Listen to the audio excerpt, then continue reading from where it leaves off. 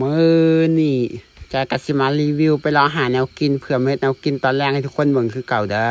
ซึ่งมื้อนี้จะก็คือจะไปรอหาเก็บผักแหวนเผื่อเม็ดแนวกินให้ทุกคนเบิ่งผักแหวนนี่ก็คือจะเป็นคลิปแรกเลยที่จอยถ่ายทุกคนเบิ่งบางคนก็อาจจะบ่ฮู้เด้ว่าผักแหวนมันผักอีหยังแล้วผู้ใดที่อยากฮู้หรือว่าอยากเห็นที่จอยเอาผักแหวนนี่มาเฮ็ดแนวกินแล้วจอยเฮ็ดแนวใดกินก็เตรียมไปรับชมคลิปเต็มคลิปยาวกันเลยเด้อทุกคนว่าผักแหวนที่จอยเก็บมามันจะเป็นผักสไตล์ใดหรือว่าผักแนวใด แล้วผักที่จอยเก็บเอามามื้อนี้มีผักอีหยังแหน่ที่จอยไม่เอากินเตรียมไปครับชมคลิปเต็มคลิปยามกันเลยเด้อทุกคนแล้วเป็นจังใดก็ไปเบิ่งคลิปยามกันเลยเด้อเวลาก็ไปเบิ่งคลิปยามกันเลยสบายดีทุกคนมื้อนี้คือจะออกจากเถียงนาเพื่อไปหาเก็บผักแหวนมาให้แนวกินครั้งแรกให้ทุกคนเบิ่งเด้อก็คือจะเป็นผักแหวนหลายคนก็อาจจะบ่ฮู้ว่าผักแหวนคือผักอีหยังมื้อนี้จอยก็มันจะต้องไปหาเก็บเพื่อมาให้แนวกินให้ทุกคนเบิ่ง อันนี้มันจอยจะไปเก็บบ่แม่นนาของจอยเลยจะเป็นนาของคนอื่นหรือว่านาของญาติพี่น้องในหมู่บ้านแหละอยู่ใกล้ๆนาจอยนี่แหละมันเขาเจ้าแบบนาเขามีบวกมันก็เลยมีผักแหวนออกเพราะฉะนั้นจอยก็เลยว่าจะไปเลาะหาเก็บผักแหวนจะเป็นผักที่มักออกอยู่ในกลางนาแล้วก็มักออกอยู่น้ำบวกแห้งทุกคนมันมื้อนี้จอยมันจะมาเลาะหาเก็บไปเฮ็ดแนวกินเด้อก็คือมีอันแม่เฒ่าจอยเที่ยวมาเก็บตลอดดอกผักแหวนอยู่บวนบวกนี่เขามาแต่ละครั้งเขาก็บอกว่ามีงามแห้งมันมีหลายบอก ใจว่าอยากกินใจกันเลยว่าจะมาเก็บแต่ว่าในบวกนี่ก็คือจะมีโตขวกหลายแฮงทุกคนลูกโต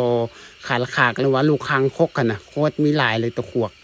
แล้วตอนนี้จะกำมาหอดแต่ทุกคนก็คือจะเป็นแบบนี้เลยพักแหวนคือเขียวไปหมดเลยนะจะสิมาเราหาเก็บเอาเด้ออันนี้จะคิดว่าหลายคนก็อาจจะยังบ่ฮู้โดยเฉพาะมันอยู่ประเทศไทยเพราะว่าจะเห็นจะเคยไปเฮ็ดเวียกอยู่ไทยจังหวัด101 2023นะเห็นเรียบนาเขาเจ้ามีหลายพักแหวนแบบนี้แต่ว่าคนไทย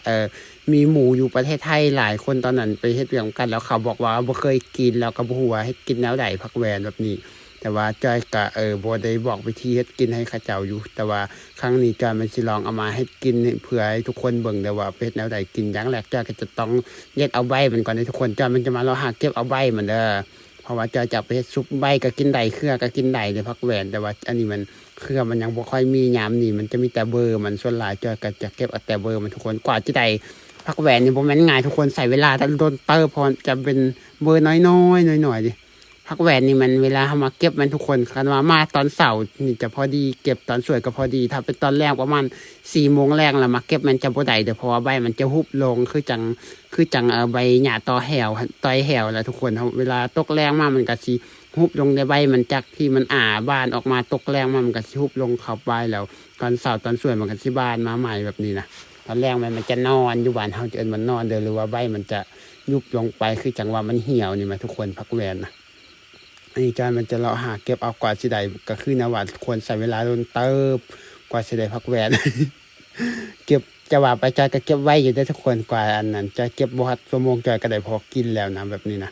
คือเก็บแบบไปโดนสักพักหนึ่งก็คือว่าได้มาพอแล้วทุกคนสำนีจอยได้พักแหวนมาพอแล้วจอยก็ต้องไปหาเก็บพักแนวอื่นต่อเผื่อจอยสิเอามาให้พัก ชุบผักแหวนก็ต้องมีผักแหวนน้ำแบบนี้ทุกคนเพราะฉะนั้นจะก็เลยต้องไปเลาะหาผักแหวนน้ำผักแหวนเรียบให้เรียบหน้าเดี๋ยวแบบนี้นะก็ไปดินเฮาแน่ไปดินคนอื่นแน่นี่ไปหลายๆหม่องหลายๆที่แล้วก็สิได้ผักมาหลายชนิดเพื่อมาให้ซุปกินแบบนี้ทุกคน อันนี้ก็คือจะเป็นผักแหวนเด้อ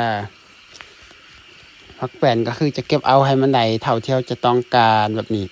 อันนี้จะเป็นผักแหวนจากก็เก็บเอามามันมันได้เอาลายหน่อยหนึ่งทุกคนแล้วจากนี้แกก็พอผักแหวนต่อมาจากก็ต้องมาหาเก็บเอาผักกูดเพราะว่าเวลาซุปผักแหวนมันจะต้องใส่ผักกูดน้ำแล้วก็ใส่ผักกูดแล้วก็ใส่ผักสลัดแล้วก็ใส่ผักแหวนอย่างประมาณนี้แหละแต่ผู้ใดมักแบบนี้นะทุกคนแล้วก็จะเอาแต่ตามที่มีได้ทุกคนผักกูดก็ไม่รอหาเก็บเรียบนาโคตรมีหลายนะทุกคนผักกูดต่อมาจะมันเก็บเอาผักสลัดหรือว่าผักขาดผักหัดหึ่นอย่างแบบนี้นะทุกคน อยู่บ้านจอยจะเป็นผักสลัดแต่ผักสลัดย้ำนี่ก็จะมีแต่ผักสลัดใบใหญ่แบบนี้อยู่เรียบห่วยเดี๋ยวจอยมันมาเลาะหาเก็บอายุห่วยโคตรงามเลยทุกคนผักสลัดนะคือมันเป็นผักธรรมศาสตร์หมดเลยที่จอยเก็บมันบ่เป็นผักที่เราปลูกเลยทุกคนมันทุกอย่างมันผักธรรมศาสตร์มันหักออกเองแบบนี้เราอยากกินเราก็เลาะหาเอาแบบนี้เลยอันนี้ก็คือจะเป็นผักสลัดใบใหญ่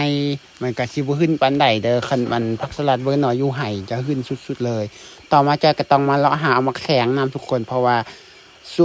สิ่งที่ขาดบ่ได้เวลาเราจะซุปผักแหวนก็ต้องมีมะแขงแล้วก็จะเป็นผักสลัดอย่างประมาณนี้ทุกคนต่อมาจะก็เอาผักเฮ็ดหนุนเฮ็ดสนุนพร้อมเฮ็ดหูหนูอย่างประมาณนี้เฮ็ดสนุนนั่นแหละ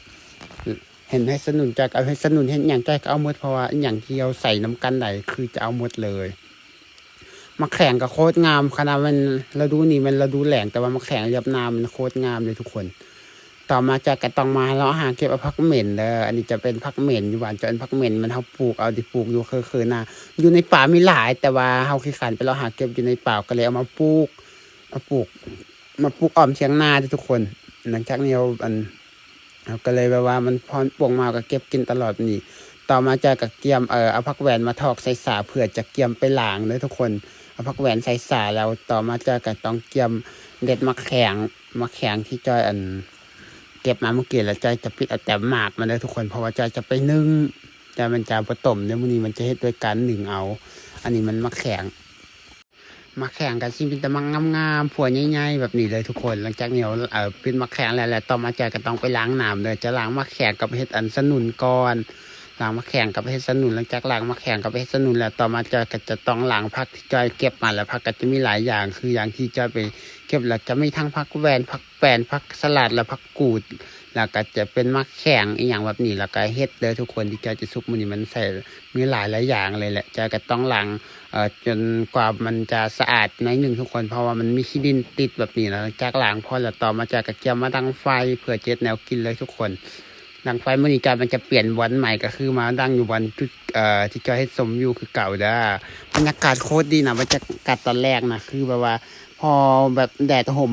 มันแดดมามันต้นใหม่บังแดดแล้วเขาก็มาจังกินอยู่นี่โคตรดีเลยทุกคนต่อมาจะก็ต้องเอาหม้อหนึ่งมาข้างแล้วก็เอาน้ำใส่หลังจากนั้นแล้วก็พยายามดังไฟใส่จนกว่าหม้อหนึ่งมันจะฟดมันจะเดือดหลังจากหม้อหนึ่งมันเดือดแล้วต่อมาจะกระเทียมจะเอามาแข็งไปหนึ่งก่อนเดี๋ยวจะเอาหวดลงมาแล้วก็มาแข็งแล้วก็เฮ็ดลงใส่ลงไปแล้วก็จะเอาไปหนึ่งก่อนเขาจะต้องหนึ่งมาแข็งก่อนเลยเพราะว่ามาแข็งมันเฮิงเปื่อยแบบนี้มาแข็งมันเฮิงสุกเลยทุกคน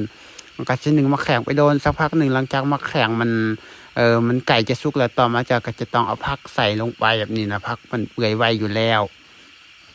หลังจากนี้ผักใส่ลงไปแล้วก็แบบเอาผ้าหมอบบิดไว้แล้วก็พยายามดังไฟใส่จนกว่ามันจะสุกแต่ว่าในระหว่างถ่ายผักสุกก็ต้องเกี่ยมเครื่องปรุงก่อนก็จะเอาขิงแล้วก็จะเป็นกระเทียมมาใส่โคกแล้วก็ตำลงไปแบบนี้ทุกคน